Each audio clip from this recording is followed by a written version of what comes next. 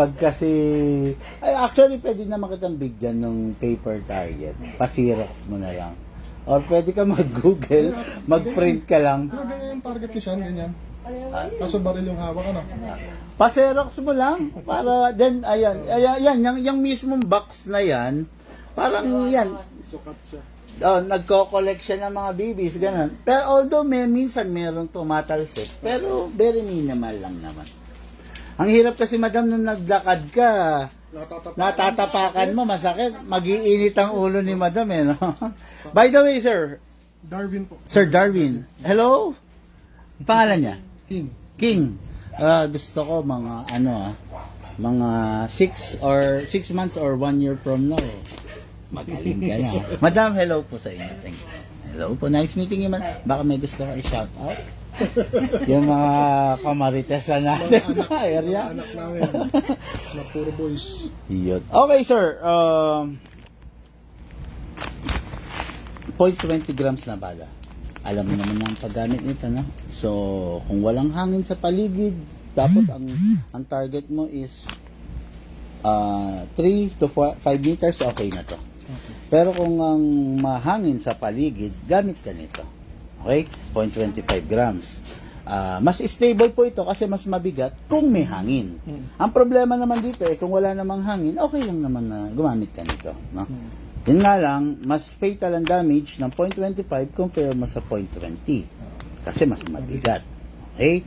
Tapos, nakakaalis lang ng client natin kanina. Nakita niya naman, inakala niyang sira yung unit niya kasi yung ginagamit ng BBs is China. Ngayon, yung ginamitan ko Taiwan, so far okay naman. Kaya lang, dumating na sa point na nasira niya yung magazine niya.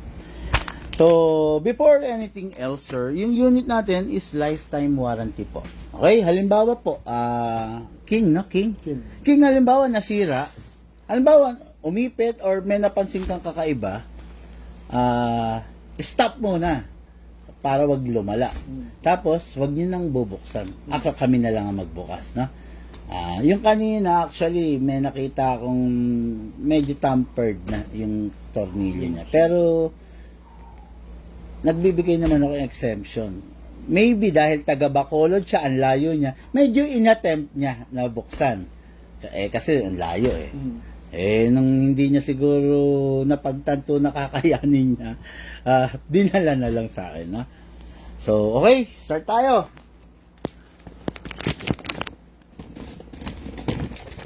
Okay. King, maintenance muna tayo, ha? Sir, pag naglalaro sila, yung guidance mo, huwag mawawala. Kasi minsan kahit anong sabi natin dun sa bata, na huwag ganito, nakakalimutan nila eh. Minsan Nire-remind ko. Yun. Okay, good day mga Karesop, good day mga kabigman. Sir King is in the house together with Sir Darwin, no? At saka si Madam. Nakakatuwa kasi mga supportive parents ito mga. Basta gusto ko 6 months to 1 year from now, magaling ka na. Makakasabay ka na kay Lucas. Pag nangyari yun, may surprise ako sa iyo. Ayan, ang dami yan. Okay ha? Mag-ano kayo, mag-head to head battle kayo ni Lucas ha? Ano lang naman, minimal targets lang. Pag nakalusot ka, Lucas ako. Gusto mo ba ZZ? Ay, ang ganda kanina yun. Ang ganda nun. I can't promise you brand new, pero marami kasi akong ZZ dyan. Look, paabot yung isang ZZ. Ang ganda nun. Okay, ang ganda nun. Hindi brand new, pero sige, sponsor lang kita. Yan na. Okay. Ayan o, yung ganyan o. Ganda o. Papahaba ko sa'yo para may motivate, di ba? Ganahan ka. Galingan mo yung practice ka. Galingan mo ha. Yan. Hindi siya brand new, pero Bigat, di ba? every man's dream yan. Nasabi ko sa'yo ha. Ayan. Yung totoong Ayan, ha. ganyan. Galingan mo ha. Ayan. Basta ready ka na, ikaw ang bibigay ng go signal. Yan, Iman, ready na ako. Challenge ko na si Lucas. Ayan ha. May pangako sa Then, kasi madam, nakakatuwa yung mga ganyang age. Sa totoo lang, walang-wala tayo dun sa mga kabataan ngayon. Sa bagay, ng panahon mo, ginagatas natin, Di ba? Yung pinagpakuluan ng bigas. Eh sila mga formula, di ba? Formula Grabe. yan. Ayan ha, galingan mo. Basta ako Silang bahala. dalawa nung kuya niya actually, na 13 years old si Sian, di ba? Okay, mas Dalawa sila. siya ba? 10. 10? Silang dalawa talaga pag nagre-range kami. Pero parang parang maliit siya. Maliit din yung kuya niya, paano sa kanya? Ikaw no? Nilaglag mo, baka magbago isip yan. Okay, anyway, sige sir, ito na. King, no? Maintenance. Ito, yung ganito silicone oil, okay na to mga 2 years nyo gagamit. Kasi sa konti-konti spray lang no? Huwag kayong gagamit or huwag kayong bibili mga car-shop, no? Nung mga silicone oil na malalapot. Kasi mahihirapan yung unit nyo. Yung viscosity kasi, importante rin sa airsoft yun. Huwag kayong bibili ng drops, yung color, yung clear drops na binebenta.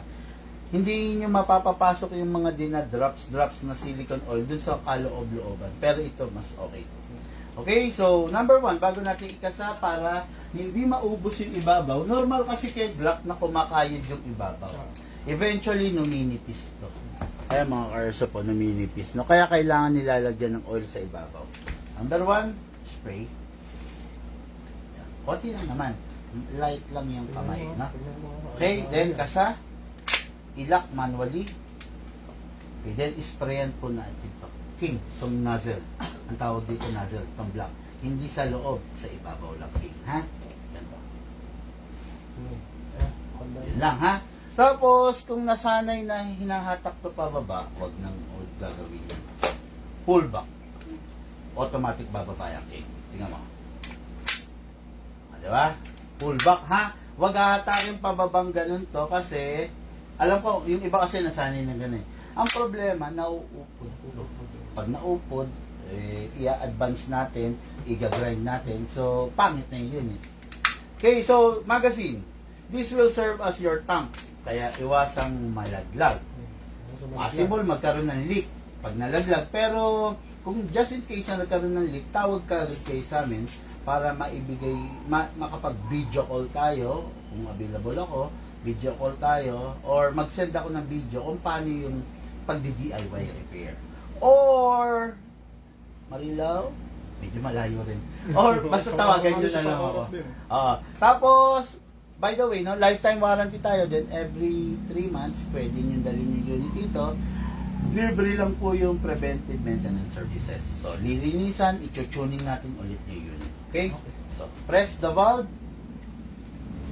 then spray. Okay. Yung type ng, sabi mo kasi may green gas ka. Yung klase ng green gas mo, I can't guarantee na 2 seconds lang. Kasi, hindi, ganito. Kung makikita mo doon sa mga vlog namin, 2 seconds lang ako nag-gas. Kasi yung unit, yung gas na ginagamit namin is mga true rated na gas. Okay? So, green gas, syempre,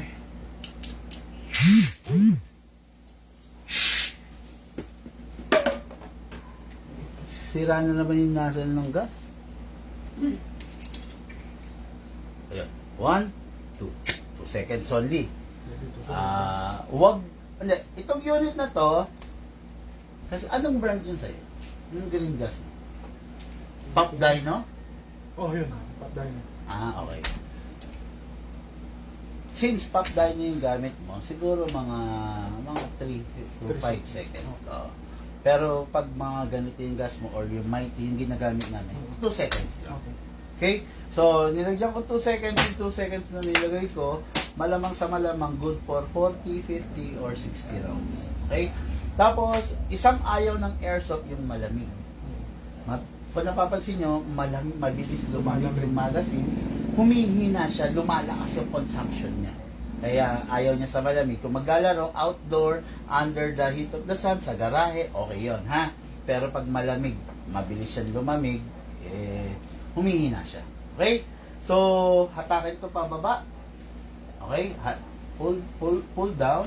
Pero, iwasan mong mabitawan kasi baka mabasag ito. Hatak. Put your other thumb here para kung mabitawan mo siya, sasaluhin ito. Okay? Hatak ulit. All the way hatak. Hold it tight. Pag bibitawan, then dito ilalagay yung bala. Wag dito, wag dito, wag dito, dito sa pinaka-bottom part. Okay? With the help of our speed loader, kung tawagin, ito yung sa'yo mas maliit, okay lang naman. Yan. Pump lang. Mas madali. Kasi pag wala kang speed loader, isa-isa. Agad. Yan. Maximum rounds na pwede is 27 rounds. Pero, I do suggest 20 to 23 lang. Para yung spring, hindi gaano ma-stress. Tapos, ano pa ba yun? Wala na, pasok sa unit. Finger out. Okay? Titignan ko siya. Finger out lagi ha.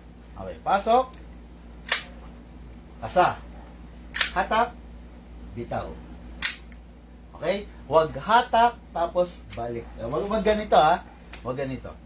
Yung iba kasi, hatak, tapos binabalik nilang gano'n. Huwag gano'n, no? Kailangan hatak, hanggat maaari nga, dito lang sa back part eh. Hatak, then bitaw. Okay? Ready to fire. Ayun, target. Madam, alis ka muna dyan. Okay, ang mga airsoft, si Sir King. Ang maliit na king, no? Yung may malaking king eh. Yung stand mo. Okay? Yung stand mo, tsaka yung hawak mo. Yung Ay! na, nakakasama yan. Nag-double cock. Patay tayo dyan. Iwasan mo yun, ha? Wag nag-double cock. Actually, loaded na siya. Okay? Okay. Makapal na. Abot ba?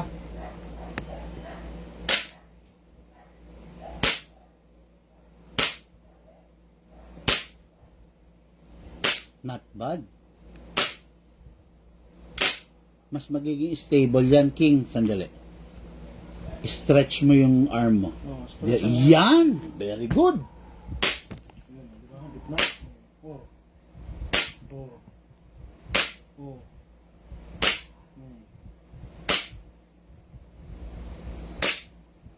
Mhm. Yan, naubusan tayong gas. Hindi, yung sabi ko kanina, sir, yung malamig kasi. Pansinin niyo to. Tingnan mo kung gaano kalamig. Di ba? Ganyan ang tendency pag mabilis kumbaga weak yung airsoft natin. Pag malamig, kumbaga bigyan kita ulit ng another rounds. Fire mo ulit, ha? This time, medyo mag-focus ka nga, King. Pero ang ganda, sir. Nakita mo, groupings, no? Mag-focus ka sa head. Sa ulo. Ha? Ha? Dami mo. Okay. Yung tinuro ko sa'yo. Okay. Front Ay, side, sorry. front side. Ikaw sana pagkasahin ko eh. Okay? King. Firing. Okay na. Okay? Hindi. Okay, firing. Ulo ha, ulo. Kaliwete. Ulo talaga oh. Pucha, sir. Magaling ng bata.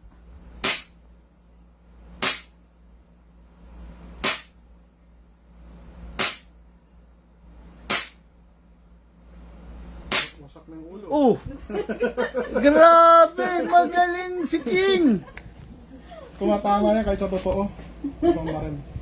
Nakahawak na rin siya ng tutumba rin. Pucha, mukhang makukuha nga yung zizay ah. Ayan, ano pa ng Kailan bala? lang kami nag-shoot. Ano pa ng bala? Tumalsik sa ano niya.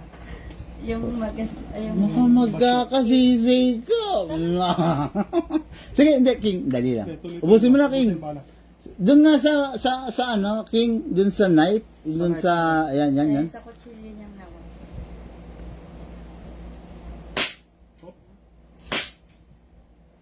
Sige pa, nakahawak. Ayan. Release Okay. magazine. Ayan. Release magazine. Okay, release magazine, King. Then, release the slide. Kaliwete ka kasi. Kaliwete siya. Yan, tapos, Okay, release the slide, then rest. doon. Point down. Sige. Mga airsoft, nakita nyo, yung sinabi ko, no, na nakita nyo medyo hirap yung bata, no. At so, ang tendency, lumalabas yung palm niya, i-adjust niya, no. Glock kasi ito talaga wala pa yung extender nito rito. This is a Glock Gen 5, so, pero so far magaling, nakita siya.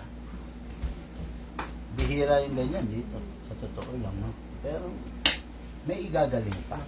Naka-practice Actually, kung na-timing na nandito ang gunsmith ko, since kaliwete siya, pwede kong ipalipat to. yung pag Yan yung release, oo. Kaya lang, baka yung kuya naman niya, kanan yun. kanan naman. Magkakaroon ng conflict. Kaliwat kanan to. Lahat kaliwa. Oo, hindi, kanan si Christian. Nakakapag-kanan. Di ba nagkanan ka sa totoong baril? Kaya, Mas madali kasi mag-adjust yung kaliwete Oo. sa kanan na unit. Pero yung kanan na unit, yung kanan na tao, pag sa kaliweteng unit, mahihirapan siya. Ba't pala kaliwa ginagawa? Kaya kung may mag-a-adjust siya na, Kanan yung ano, kanan yung gano'n ko sa totoo ah. Kaliwa. Kanan, sa totoo. okay.